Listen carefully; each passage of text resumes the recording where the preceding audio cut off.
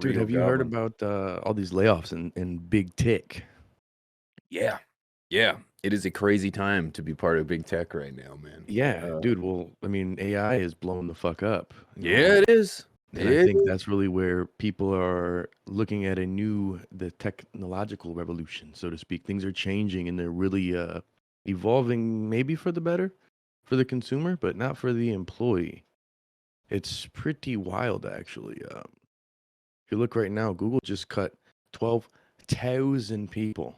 That's like 6% of their workforce. And last week, Like an Microsoft entire city. 1,000 people, which is 5% of their workforce. Yeah.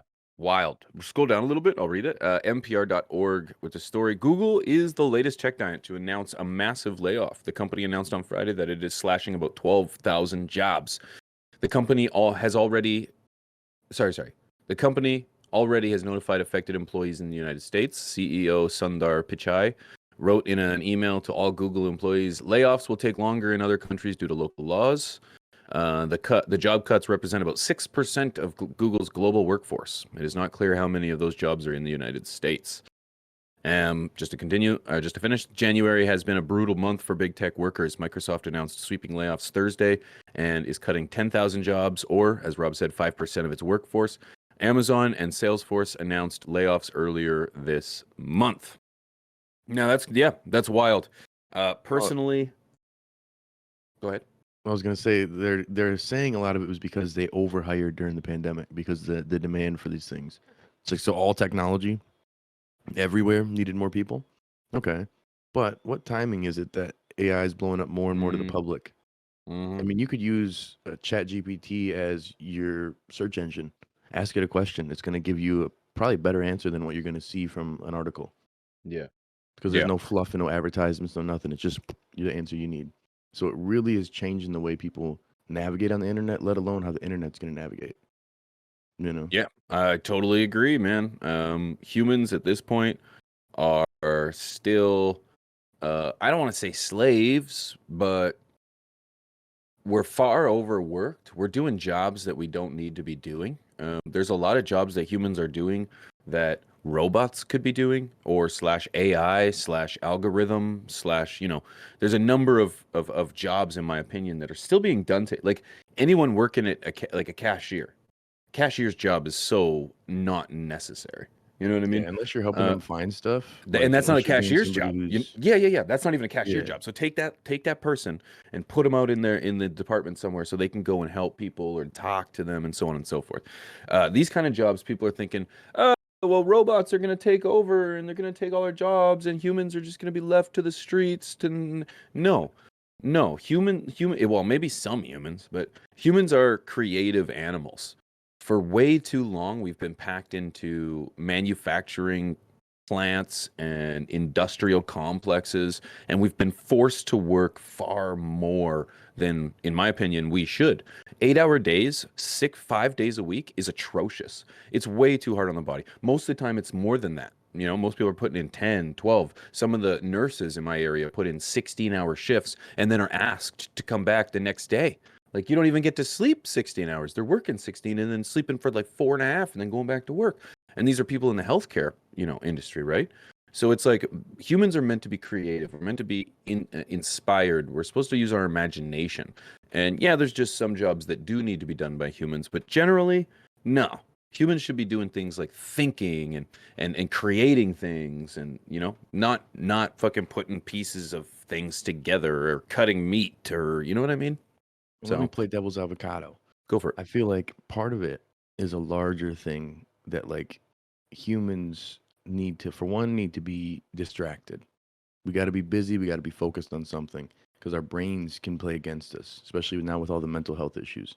Two, what would people do now that we're not in a society where you have to hunt and kill and create and have these things like you used to, way back. Now everybody has to work to provide for the next person, but if there's nothing to provide because everybody or I mean, if there's nothing to be done for work, but everybody needs something, you have to be able to have this ebb and flow, this kind of like basically like ecosystem of people working and people receiving, so to speak. I feel like if everybody's just waiting, because we don't have to hunt for anything. We don't have to go and look for things out in nature. We don't have to build a hut. Like we could buy it and somebody else does it, or now a machine does it.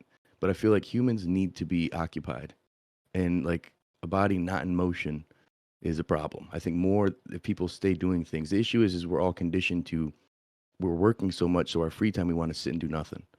Versus if we just had a bunch of free time, I think you're right. That creativity could create more things. Maybe the people will be healthier because they have time to eat better and work out, and they've got time to be able to be social and live their life versus being constantly working and then only having nighttime to be able to socialize. So they just get drunk and drown themselves in something to get past to the next day.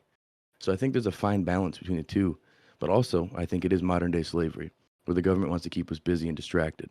Yeah. And it's like an easier way is if we're too busy working, nobody cares about what's going on. Like, dude, I don't have time to give a shit about Biden or Trump or Ukraine or Russia. None of that shit. I'm too busy. And I think that's really where a lot of it does boil down to is we got to keep society occupied. And the government's like, how do we keep them busy? What do we do? Yeah. To You know? to avocado your avocado. The thing is I feel that the reason we're so high strung, the reason we suffer from such mental stress, the reason we need to be distracted is because we work too fucking much, man. It's like, this is an old conversation too. Karl Marx has touched on this many times when he talks about capitalism and so on and so forth. But there's an imbalance between employer and employee. And right now, employer has all the power. They have everything. They hold the jobs, they hold the money, they hold the wages, they hold the security, they hold everything. And the employee is the one that has to give, give, give, give, give, give, give, give. And that's how it's been for, well, actually since pretty much the turn of the Industrial Revolution. So since about 1900s, early 1900s, we've been doing the exact same thing. Our education system, for example, hasn't changed at all. It's still the exact same education system from the 1900s. They're 1919. putting We're weird shit into it, certain we're public yeah, schools. every now Like, and that's again, yeah, yeah. about it. But the thing is we're still learning to. It's the R's, right? Reading, writing, whatever, running, and Rob. arithmetic. Yep, and Rob. So clearly, it worked on us. Yeah. The thing is that it's like, why? Where the hell is the coding? Where's the exercise? Where's the creativity? Where's the imagination? These are the things that humans need to do. And the only reason that we need to be distracted is because we've been distracted this whole Yeah. damn time. We're We've been overworked, conditioned. so we're easy to You know? take advantage of. We're tired. We can't put up with this. Whatever you're doing over there in the White House, just do it, man. I don't have time.